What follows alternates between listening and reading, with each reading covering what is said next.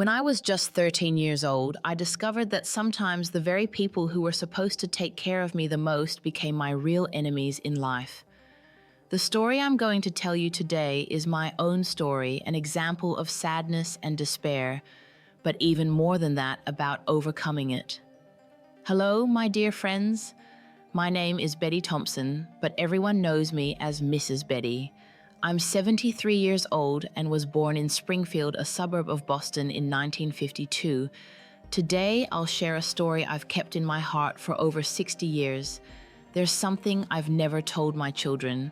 So if you're watching me right now, please like this video and subscribe to the channel, because your support will give me more courage to talk about things that, even after all this time, still hurt me as if they happened yesterday. Before I start the story, I want to thank all of you for hitting the notification bell, liking this video, and commenting on where you're watching from. Maybe from Maine, Vermont, Rhode Island, or even outside the US. I want to get to know all of you. Yes, my story begins in 1965 when I was 13 years old. We were a simple family living in a small house with 3 bedrooms in Springfield. My father, Mr. Bill, was a truck driver delivering goods all over Massachusetts. He was often away for days, sometimes even weeks. My mother, Mrs. Dorothy, was a seamstress taking in clothes from wealthy ladies in town to wash and iron. Our house always had clotheslines with bed sheets swaying in the wind. I was the 4th child, the only daughter after 3 brothers. James, who was 19, Thomas, 17, and Michael, 15. In my father's eyes, having a daughter after 3 sons was a blessing from God. He called me his little princess, always keeping candy in his shirt pocket to give me when he came back from trips, and he carried me in his arms until I was 11, even though I was getting big. When he was home, I felt like the safest person in the world. But he started coming home less and less. His trips got longer and the deliveries went farther. Sometimes he was gone for up to 20 days. And during one of those long absences, everything began to change. It was March 1965. The weather was still cold in Massachusetts. My mother had gone to deliver clothes to a customer and left me at home with my brothers. "Take care of the house, Betty," she said before leaving. "Your brothers will be here. Ask them for help if you need anything." That afternoon, I was washing dishes in the kitchen sink when I felt someone come up behind me. It was James, the oldest. He got really close to me in a way he never had before. "Betty, you're turning into a young lady, you know," he said in a strange tone that made me shiver. I tried to pull away, but he grabbed my arm. "What are you doing, James?" I asked, scared. "Let go of me, I'm washing dishes." Just then, Thomas walked into the kitchen. I thought he'd argue with James and protect me, but the smile on his face told me otherwise. They had planned some things. I could feel it. Michael showed up right after leaning against the doorframe with a look I'd never seen before. "Mom won't be back until tonight," Thomas said. "No one will know." What happened in that kitchen that afternoon is something that still makes me sick to my stomach when I remember it. They were my brothers, the ones who should have protected and sheltered me. But that day, they were the ones who hurt me. All 3 of them planned it together, like I was some object, not their sister. When it was over, Michael, the youngest at just 15, said something that still haunts me to this day. "If you tell anyone, no one will believe you. They'll say you're a liar, that you wanted it." I lay on the kitchen floor for nearly an hour after they left. I couldn't get up and I couldn't stop crying. When I finally could move, I went straight to the bathroom. I bathed until the water ran cold, scrubbing my skin until it was red, like I could wash away what had happened. When my mother came home, she asked me as if everything was fine. That was the hardest thing I'd ever done. "Is everything okay, Betty?" she asked, seeing my eyes all swollen. "Yes, Mum, just a little headache."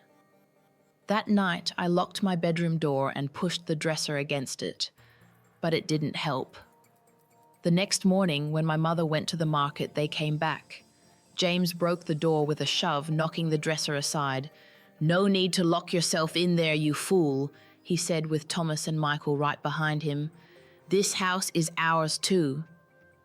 And that's how my own hell began. Every time my mother went out, every time my father was away, it was like a sentence. They took turns. One would watch for anyone coming while the others did it.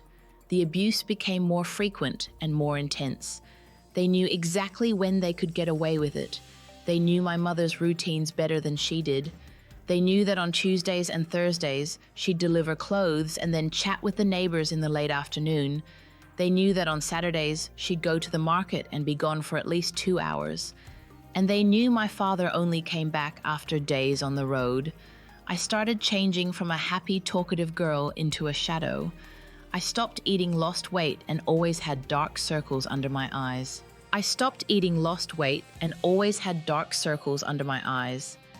At school, my grades plummeted. I, who had always been a good student, started getting low marks and skipping classes. "What's going on with you, Betty?" my teacher asked me one day. "You were always so diligent." I wanted so badly to tell the truth right then, but Michael's words kept echoing in my head. "No one will believe you." And I started doubting it myself. Had I done something to bring this on? Was it my fault I tortured myself with these questions every day? At home, I started dressing differently. I wore baggy, ugly clothes, trying to hide myself and make myself invisible.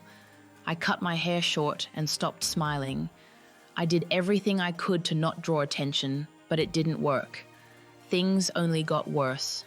One day, after a particularly brutal episode, Thomas held my arm tight, while James got right in my face.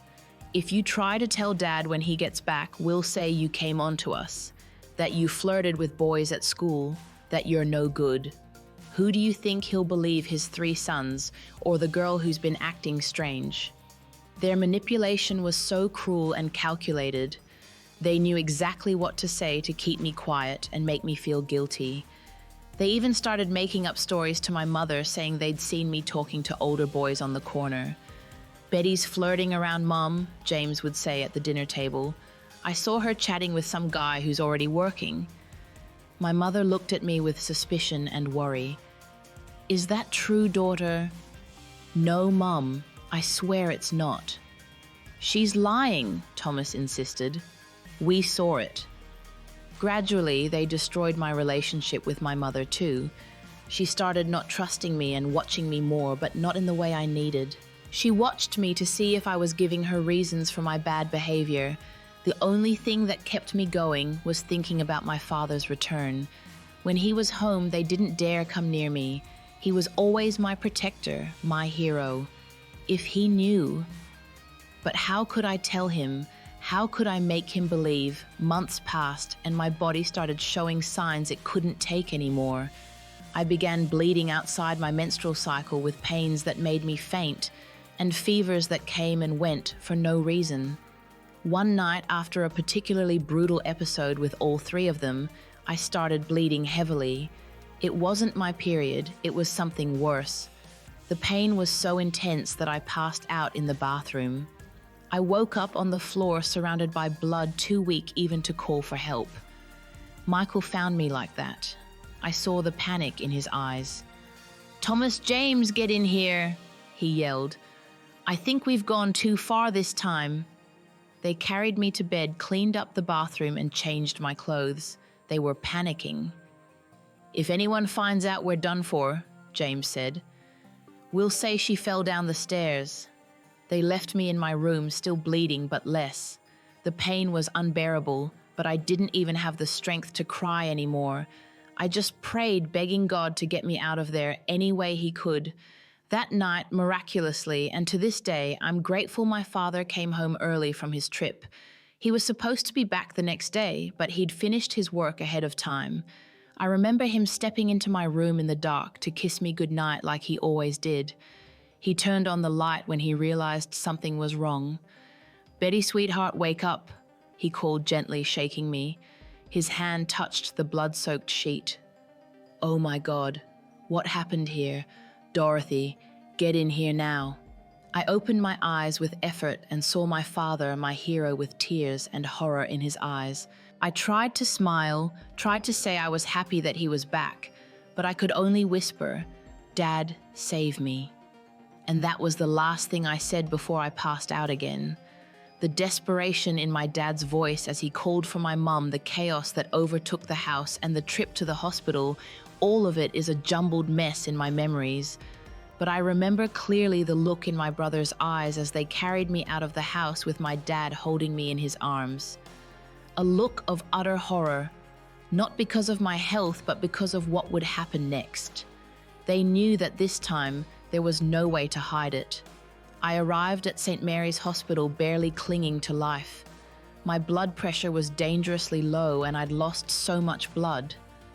I heard the doctors' voices as if they were far away, saying things I didn't fully understand. But one sentence burned into my memory forever. "This girl has been a victim of ongoing sexual abuse and violence. We need to call the police right away." The emergency room turned into a whirlwind. My dad, who was always so calm, started yelling and smashing things.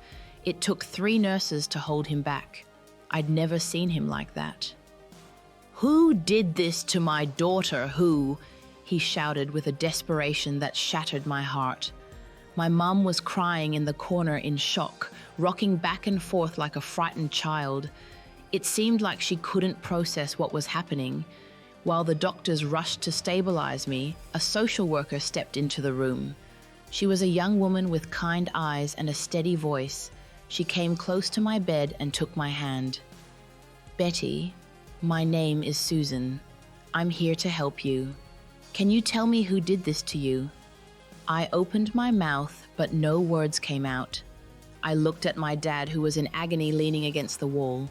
I looked at my mum, who seemed to have aged 10 years in just one night. How could I tell the truth? How could I destroy my family completely? "It was a group of boys on my way home from school," I whispered. The lie slipped out almost without thinking. "I don't know them. They're from another town." That was my first lie, and it would be the first of many I'd tell in the months to come. Lies to protect those who didn't deserve it. Lies that would eat away at me from the inside like acid. I was in the hospital for a week. I had emergency surgery. The doctors said the internal injuries were so severe that I almost lost my uterus at just 13 years old. I might never be able to have children. They warned my parents about it. During that week, I didn't see my brothers even once. My dad and mum took turns staying by my side day and night. My dad held my hand while I slept, and when I woke up, he was there with dark circles under his eyes and an unshaven beard. "I'll find out who did this, princess," he promised, "even if I have to turn this whole town upside down." The police came several times. They asked the same questions, and I gave them vague answers. I couldn't describe the attackers. I didn't know where they were from. I wasn't sure about anything. The officers exchanged suspicious glances. They knew I was hiding something. "Honey, you need to help us," a blonde detective said. "If you don't tell the truth, those men could do the same to other girls." That tore me up inside, thinking that my brothers could hurt other girls, but at the same time, how could I destroy my family? How could I make my dad lose not just his daughter, but his 3 sons? The night before I was discharged, I had an unexpected visitor. My mom had gone home to shower, and my dad went to get food from the hospital cafeteria. I was alone in the room for nearly an hour. The door creaked open slowly, and Michael stepped inside. My youngest brother, just 2 years older than me, looked unrecognizable, thin, pale with dark circles under his eyes. He seemed to have aged years in just a week.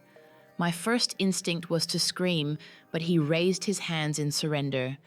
"Betty, please. I just want to say..." His voice broke, and he started to cry, something I'd never seen him do before. "I'm so sorry. I'm so sorry." I stayed silent, watching this boy who had once been part of my torment, now sobbing in front of me. James and Thomas said if I didn't go along with it, they'd beat me, said I wasn't a real man. I didn't want to do it. I swear I didn't want to. Get out was all I could manage before Dad came back. My voice was barely a whisper, heavy with everything I couldn't say. He's suspicious of us, you know, Michael went on, his voice trembling. He's been asking over and over where we were that day. He's even asked the neighbors if they saw anything strange. James is freaking out. I didn't respond, not out loud. A part of me wanted Dad to uncover everything to bring justice crashing down, but another part deep inside knew it would shatter our family forever. You haven't said anything, have you? Michael asked, his eyes wide with worry. If you're here to threaten me, just leave, I said, my voice firmer this time. I don't want to hear it. It's not a threat, he said, stepping toward the door. You know how Dad is. If he finds out, he'll kill us. I mean that literally. And with that, he was gone before I could say another word. I stared at the closed door, tears streaming down my cheeks. Because the worst part was, he was right. My dad, always so calm, so loving, had a line he wouldn't cross, and that line was my safety. I came home that Sunday afternoon. Dad had cleaned my room, tidied every corner, and gotten new bed sheets. He'd even painted the walls that soft yellow I'd always loved. It was his way of trying to make things feel safe again, to give me a fresh start. But as I stood there looking at the room he'd worked so hard to fix, I wondered if anything could ever feel safe again. So you feel like you're in a new place? A fresh start, Dad explained. He'd put a sturdy new lock on my door and he handed me the key with a kind of solemn care. No one comes in here without your permission, Betty. No one. But they weren't just dreams, they were memories. Memories that haunted me for decades. Thomas, the middle one, chose to shut me out completely. He spent more time away from home, picking up a job at a repair shop, only coming back to sleep. When we had to be in the same room, like at dinner, he kept his eyes glued to his plate, not saying a single word to me. Michael, the youngest, seemed as broken as I was. He'd lost so much weight you could see it in his face. He had nightmares just like me and flinched if anyone touched him unexpectedly. More than once, I caught him watching me from a distance, his eyes full of regret and fear. I'm going to find out the truth, Dad said with a determination that made me tremble. No matter what, I shut my bedroom door and cried quietly until I fell asleep. The truth was coming like a storm on the horizon, and when it hit, it would sweep away everything in its path. James's face flushed with anger. He stood up, towering over me, looking terrifying. You better keep that mouth of yours shut, he said, stepping closer. Or I swear... He didn't get to finish. Thomas immediately understood what was happening. Dad, I can explain, the boy started, but my father raised his hand to cut him off. Go get your mother, my father ordered, and then find Michael. I want everyone in this room in 5 minutes. Thomas hesitated, clearly thinking about running away, but there was something in my father's eyes that made him obey. He headed out to the backyard and called for my mother. My father came closer and took my hand. Betty, my girl, you need to be brave right now. I need you to tell the whole truth, the full truth, no matter how painful it is. I looked at James, who was staring at me with pure hatred. I glanced toward the door that Thomas had just walked out of. I thought about Michael. Maybe he was hiding somewhere in the house, avoiding his own nightmare. It's them, Dad, I finally whispered, my voice barely audible. It's my brothers. My father closed his eyes for a moment, as if he'd just been hit hard. When he opened them again, I saw that something in him had changed forever. How long? He asked, his voice trembling. Since March, when you went on that long trip to upstate New York. 3 months, he murmured, calculating. Oh God, 3 months. My mother rushed into the living room, her face full of worry. Thomas followed right behind, his face pale as a ghost. What's going on, Bill? She asked, looking at the chaos in the room. "Where's Michael?" my father asked, ignoring her question. "I don't know," Thomas answered. "He's not in his bedroom or out in the backyard." "It doesn't matter," my father said, standing up. "Betty just told me the truth about who's really been hurting her." My mother clapped her hand over her mouth, her eyes wide with horror. Deep down she knew. Maybe she'd always known. "That's not right," James said, trying to stay calm. "She's confused, traumatized. She's making it up." "It's true," I said with a strength I didn't know I had. "All three of them, since March, every time Mum was away, they did it." My mother dropped to her knees on the floor, sobbing uncontrollably. Thomas leaned against the wall like his legs couldn't hold him up anymore. James stood there defiant, but his face had gone completely white. What happened next was like a slow-motion explosion. My father, who was always calm and in control, turned into a force of nature. He lunged at James with a roar that seemed to come from the depths of the earth. The first punch caught my brother off guard, slamming him into the bookshelf. "Bill, no!" My mother screamed, trying to get up, but it was too late. Years of bottled-up anger, months of helpless frustration, the deepest betrayal, it all erupted in that moment. My father grabbed James by the collar and kept hitting him, yelling things I'd never thought I'd hear from him. Thomas tried to intervene, pulling at my father, but ended up getting knocked down himself.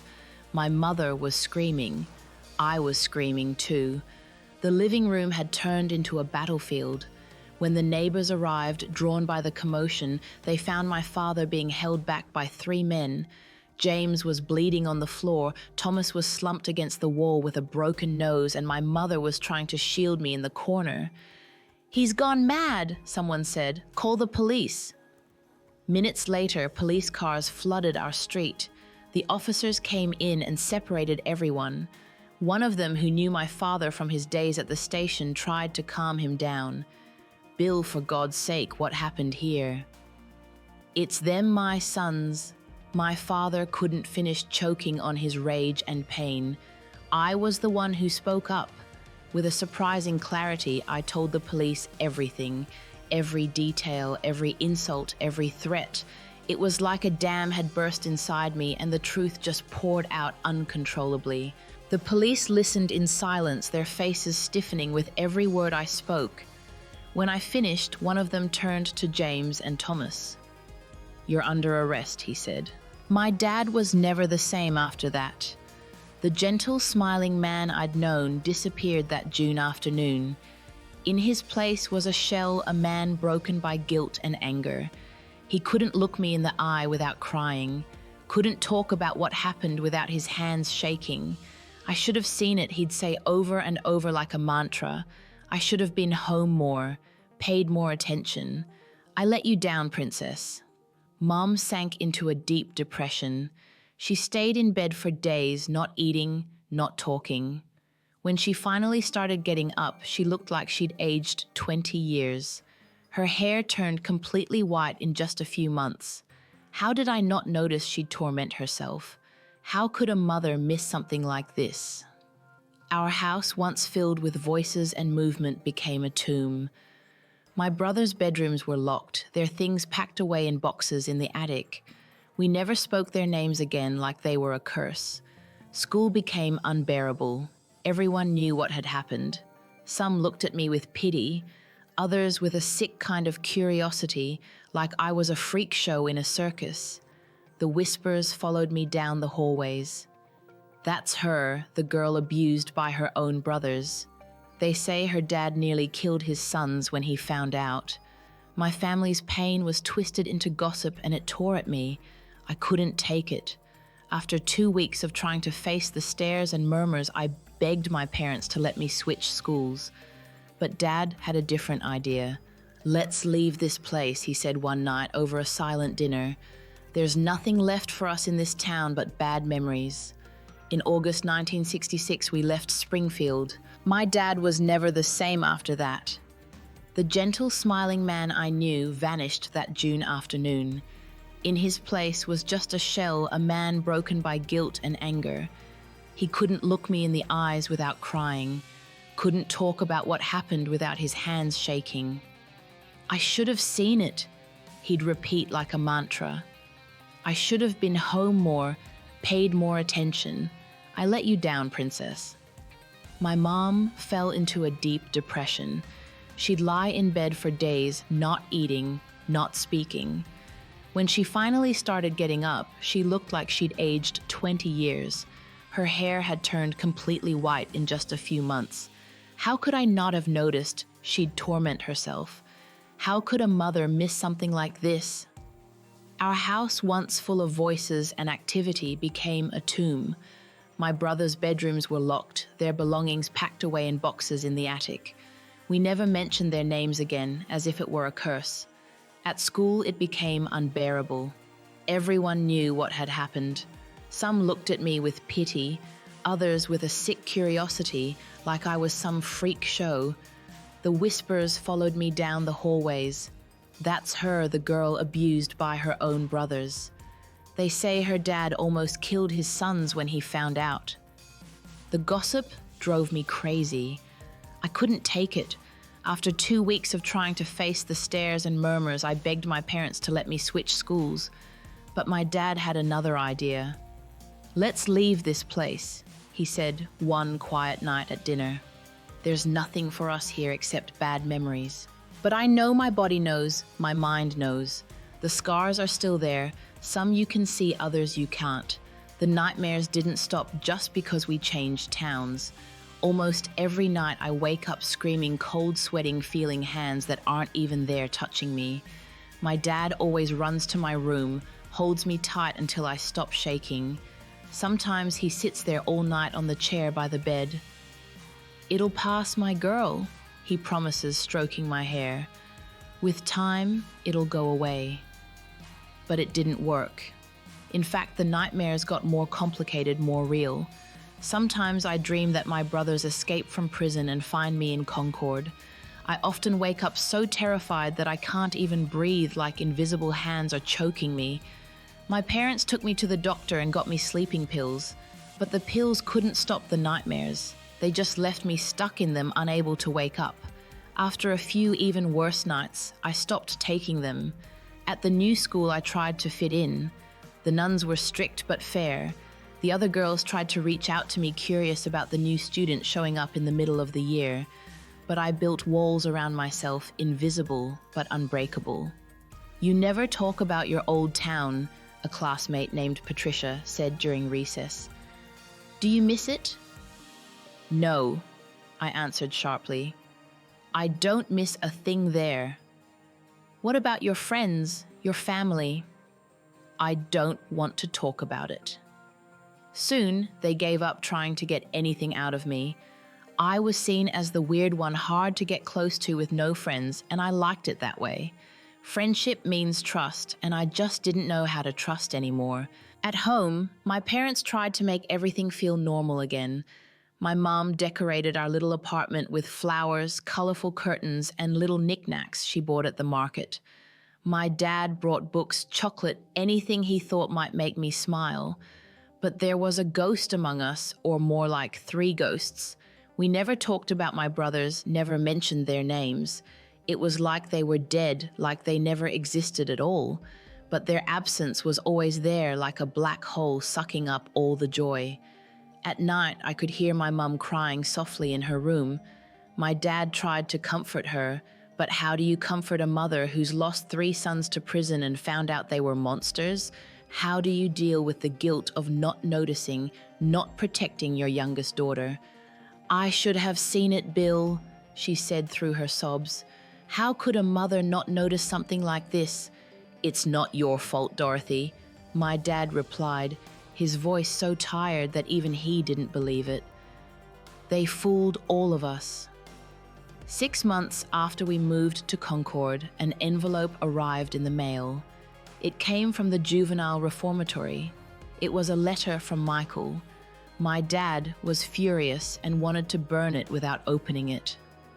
My mum begged to read it. I just stood there staring at that piece of paper that had the power to heal or hurt.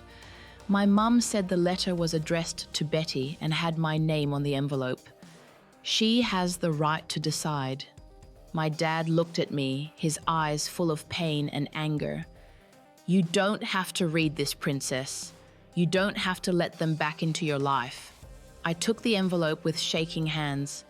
I didn't know what I wanted to do. Part of me wanted to tear it into 1,000 pieces. Another part wanted to know what he had to say.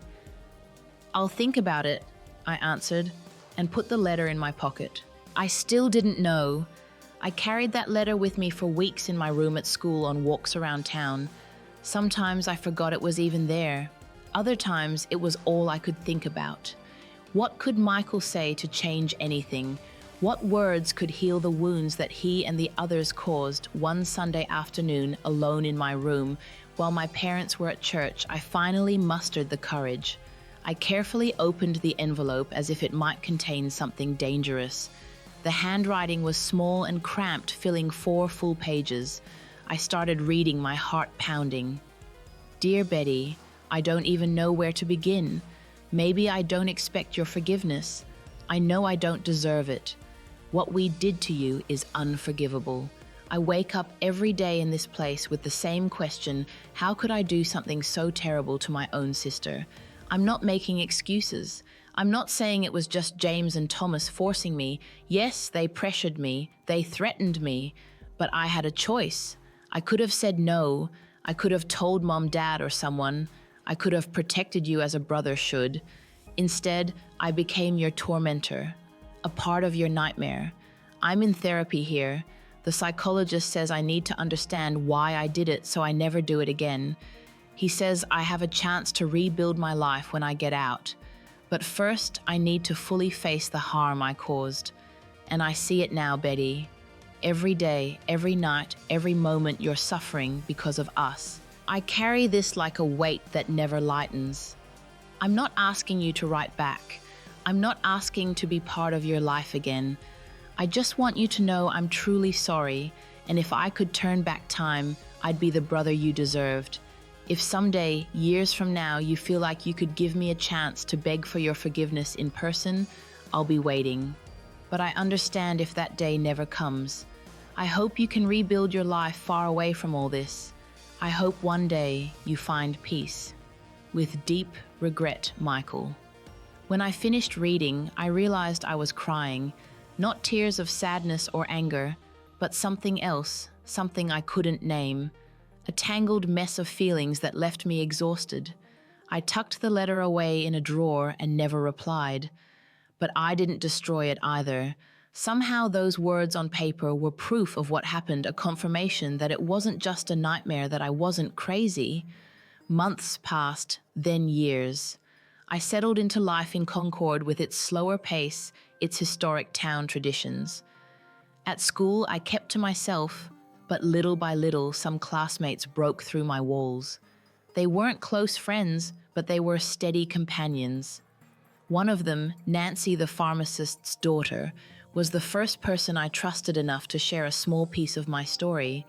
I didn't tell her everything, of course, just that I'd been through something really hard back in another town, and that's why we moved. That must have been awful, she said, not pressing for details. I'm surprised by how honest I'm being, I replied, my own sincerity catching me off guard. But I'm trying to move forward. If you ever need to talk, I'm here, she said with a simplicity that touched me. It was the first time someone offered help without being nosy, without asking 1,000 questions, without looking at me like I was some kind of freak. Just offering a gift companionship, a listening ear if I ever needed one. At home, things slowly got better. The nightmares didn't go away completely, but they came less often. Mom stopped crying every night and even started smiling sometimes, especially when she'd share funny stories about the women who came into the bakery. Dad was still overprotective, needing to know where I was every minute, calling the school if I was 10 minutes late getting home. But even that eased up over time as he saw that somehow I was surviving. In 1968, 2 years after we moved, something unexpected happened.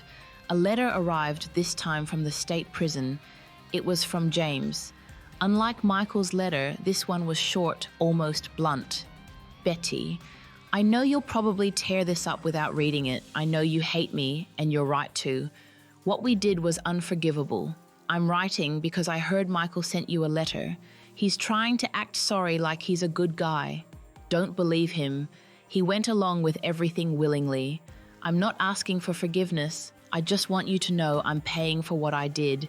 In here, when they find out why you're locked up, your life becomes hell. Even the worst criminals don't respect people who did what we did. Maybe it brings you some comfort knowing we're suffering. I hope it does. James.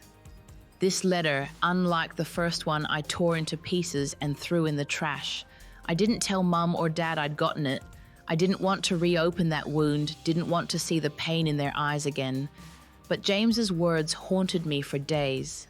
It was the first time someone offered help without being nosy, without asking 1,000 questions, without looking at me like I was weird, just offering kindness, company, and an ear if I needed it. At home, things slowly improved. The nightmares didn't vanish completely, but they came less often. My mother stopped crying every night and started smiling occasionally, especially when she told funny stories about the women at the bakery. My father was still overly protective, wanting to know where I was every minute, calling the school if I was 10 minutes late. But even that eased up over time, as he saw I was surviving. In 1968, 2 years after we moved, something unexpected happened. A letter arrived, this time from the state prison. It was from James. Unlike Michael's, this one was short, almost abrupt. Betty, I know you'll probably tear this up without reading it. I know you hate me, and you're right. What we did had no justification. I'm writing because I heard Michael sent you a letter. He's trying to act all remorseful like he's a good guy, but don't believe him. He was in on everything of his own free will. I'm not asking for forgiveness. I just want you to know I'm paying for what I did. In here, when they find out why I'm locked up, life becomes hell. Even the worst criminals don't respect guys who did what we did. Maybe that gives you some comfort knowing we're suffering. I hope it does, James. This letter, unlike the first, I tore up and threw in the trash. I didn't tell my parents about it. I didn't want to reopen that wound, didn't want to see the pain in their eyes. James's words haunted me for days, not out of regret or pity for him, but because they confirmed what I'd always suspected. Michael wasn't just a victim of circumstances. He chose to be part of it, just like James said. A few weeks later, a third letter came from Thomas. I didn't even open it. I threw it straight into the fire, watching the paper burn, wishing my memories could be destroyed that easily too. In 1970, when I turned 18, a tough decision came up. Michael had served his time and was getting released. He didn't know where we were, but he could find out if he wanted to. The thought of running into him, even by accident, terrified me. Do we need to move again? I asked my parents at dinner. What if he comes looking for us? My dad, who didn't know about the letters, was surprised by my sudden worry. He doesn't know where we are, Princess. And even if he finds out, I won't let him near you. But I won't always be with you, I protested. What if I run into him on the street? What if he shows up at school? My mum, who was quieter than usual, finally spoke up. Maybe it's time to face these fears, honey. We can't keep running forever. I was shocked. My mum, who had fallen into depression after discovering what happened, was now talking about facing it, about not running away. What do you mean, Mum? I mean, life goes on. Michael served his sentence. You're growing up. You're about to go to college. We can't live in fear forever. My dad looked at her like she'd lost her mind. Are you defending that monster?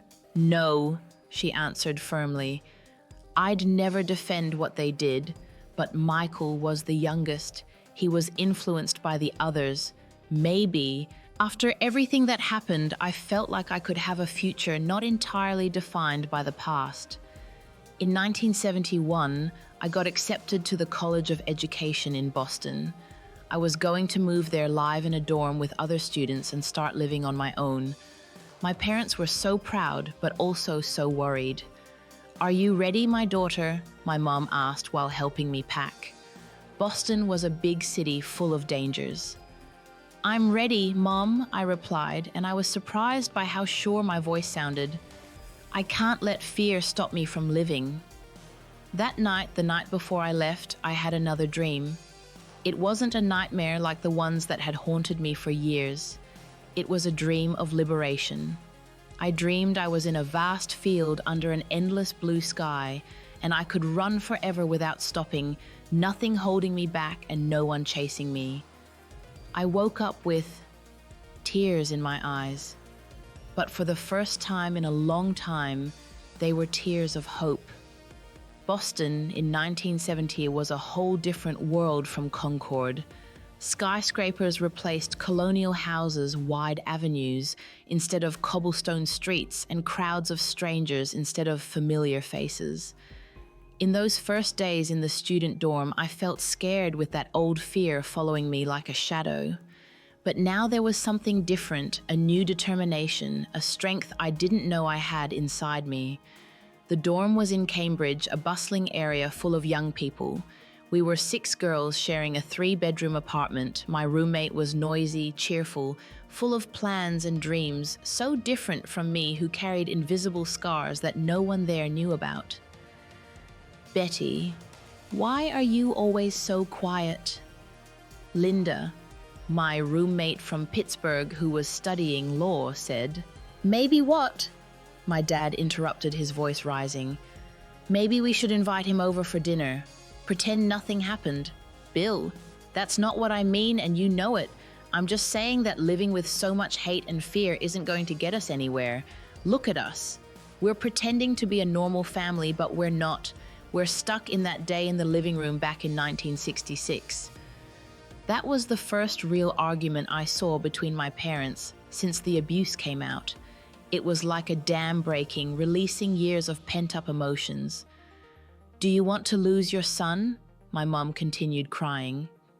"Are you never going to see Michael again? Not even hear what he has to say? He's not my son anymore," my dad said, but his voice lacked conviction. "None of them are." I watched their discussion in silence, feeling something strange growing inside me. It wasn't forgiveness.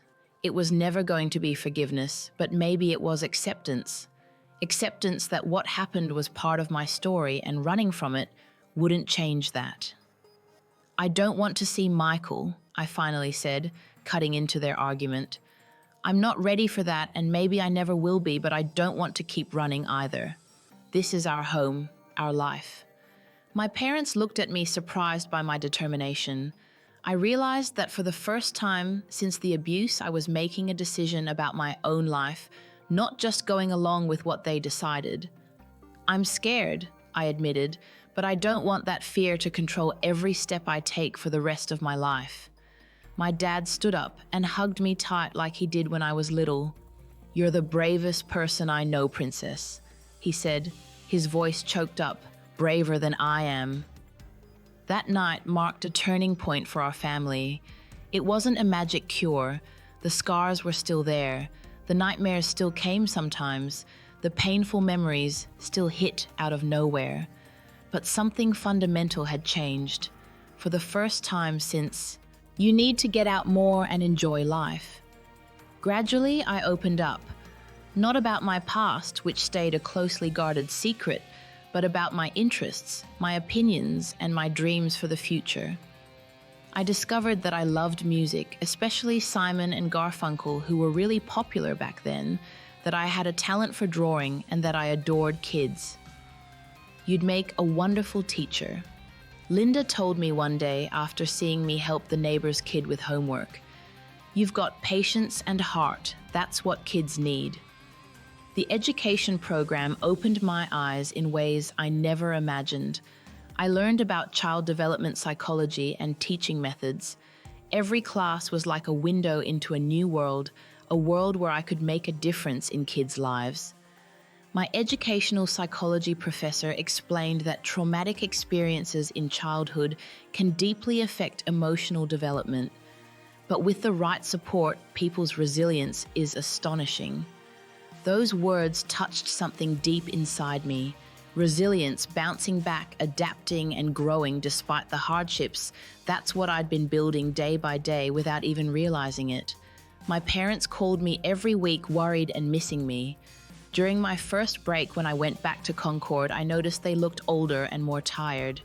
My dad, who was always a strong man, now had a stoop, like he was carrying an invisible weight. My mom, though she smiled more sometimes, stared off into space, lost in thoughts I could only guess at. "Is everyone okay?" I asked at dinner. "We'll be okay," my dad answered, holding my mum's hand across the table.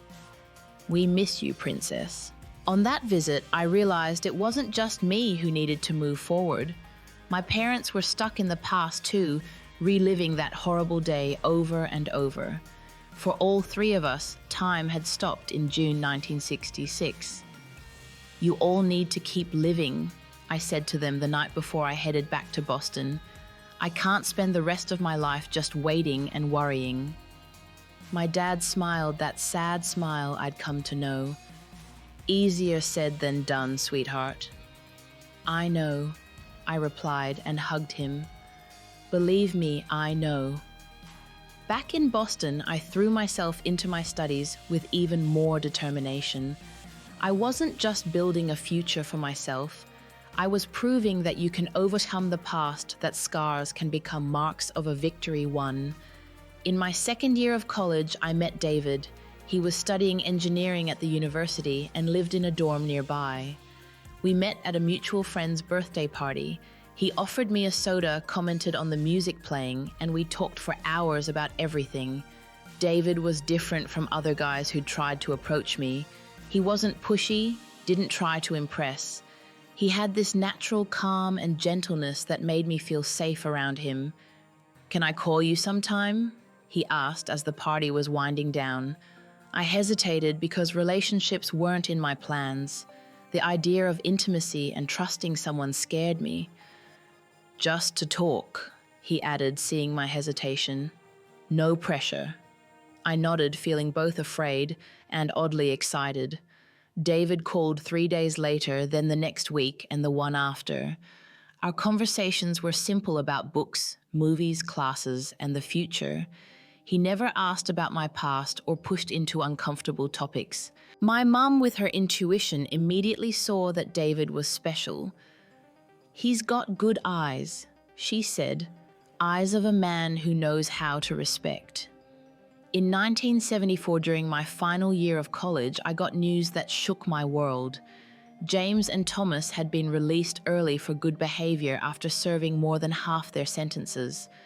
The letter informing me came from my old lawyer in Springfield, who thought I should know. "They don't know where you are," he assured me in the letter, "and they're prohibited from trying to contact you." Still, the fear came rushing back. What if they looked for me? What if they wanted revenge for being locked up? For days, I couldn't sleep. The nightmares started again, and I saw danger in every shadow. David noticed something was wrong but didn't push. He was just there, quietly supporting and respecting my space. Right then, I made a decision that would change my life forever. I was tired of running and letting fear control me. If I truly wanted to move forward, I needed to face my demons once and for all. "I need to tell you something," I said to David one night, sitting in the small apartment he rented after graduating. "About my past, about why I'm like this." He took my hand, his eyes full of understanding. "Only if you want to, Betty. Not necessarily today. Not if it's too painful." But I needed to. For the first time, I told the whole story. From that first day in our kitchen in Springfield to the moment Dad found out my brothers were locked away and our escape to Concord, I spoke without stopping, the words pouring out like a flood held back for years. David listened in silence, holding my hand, tears quietly streaming down his cheeks. When I finished, drained mentally and physically, he pulled me into a gentle embrace that made me break down again. He said so simply, "You're the strongest person I've ever met, and I love you. Nothing you've said could ever change that. Nothing." That night marked the true beginning of my healing. Sharing my story, my darkest secret, and being accepted, loved despite it, or even more because of it, was a kind of freedom I'd never imagined possible. In the weeks that followed with David's support, I made another hard decision to confront my brothers. Not face to face, I wasn't ready for that, but through letters, 3 letters, 1 for each of them. To Michael, I wrote about how his part in the abuse, even as the youngest, even claiming he was forced, hurt me so deeply. I told him I'd spent years trying to understand why my own brother, someone I loved and trusted, could be part of something so horrific. "I don't hate you anymore," I wrote at the end, "but I can't fully forgive you either. What I can do is hope you find peace, rebuild your life, and never cause pain to anyone again." In the weeks that followed with David's support, I made another tough decision to confront my brothers. Not in person because I wasn't ready, but through letters, 3 letters, 1 to each. To Michael, I wrote about how his involvement in the abuse, even as the youngest and claiming he was pressured, hurt me deeply. I told him I'd spent years trying to understand how my own brother, someone I loved and trusted, could be part of something so horrific. "I don't hate you anymore," I wrote at the end, "but I can't fully forgive either. All I can do is hope you find peace, rebuild your life, and never hurt anyone again." The letter to James the ringleader was the hardest. For days, I stared at a blank page, struggling to find words for my pain, anger, and contempt. "You stole my childhood," I finally wrote. "You stole my innocence, my trust, and my ability to feel safe. For years, you controlled my life through fear. But that's over. I'm not afraid of you anymore. You have no power over me." I sent all 3 letters in one day, not expecting a response, not wanting one. It was a symbolic act, a declaration of independence. From that moment on, I wouldn't be defined as their victim. I'd be defined by my own choices, my own path. In December 1974, I graduated with my education degree. My parents were in the audience, proud smiles on their aged faces. David stood beside me, clapping louder than anyone when I received my diploma. 2 weeks later, he proposed. "I don't have much to offer besides my love," he said, giving me a simple ring. "But I promise to take care of you, respect your boundaries, and build a life where you feel safe and loved." I hesitated, not because I didn't love him. I loved David more than I thought possible, but out of fear. Fear that I couldn't be a whole wife. Fear that my scars ran too deep. "What if I can't?" I whispered, ashamed. "What if the trauma is too much?" David smiled, that gentle smile that won me over from the start. "Betty, marriage isn't just that. It's friendship, it's partnership, it's building something together. The rest will come if it comes, and if it doesn't, we'll still have all of that." We married in March 1975 in a simple ceremony full of new hope. It was a beautiful sunny day with the faint scent of cherry blossoms in the air. My father walked me down the aisle, his eyes brimming with tears. "You deserve all the happiness in the world, my princess," he whispered. "Every day I thank God that you survived and became this wonderful woman." Our married life began in a small apartment.